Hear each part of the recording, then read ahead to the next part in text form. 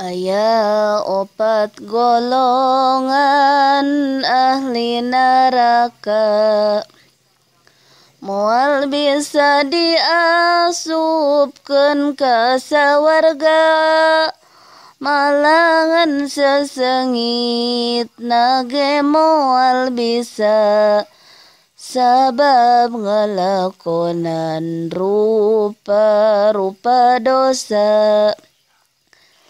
Hiji di dunyana osok nginum arak atawa inuman anu matak mabok, kaya ganja morfin sareng narkotika nu disalahgunakeun dina makena.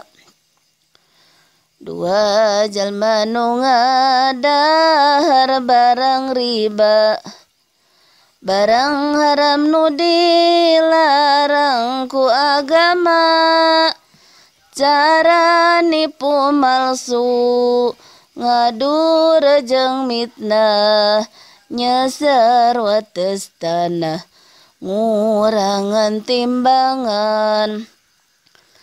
Golongan katilu atos dijelaskeun ku hadis Kangjeng Nabi ditetelakeun, nu ngadahar barang yatim dibeakeun, titinggal kolotna kabeh diimetkeun.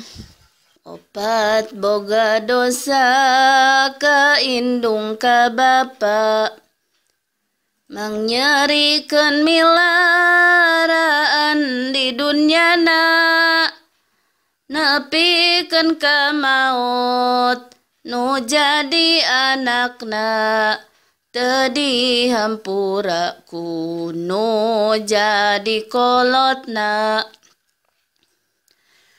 Ieu hadis mugi janten perhatosan, keur sadaya sumawona kanu iman, kangge para sepuh oge para nonoman, supaya urang kenging kasalametan.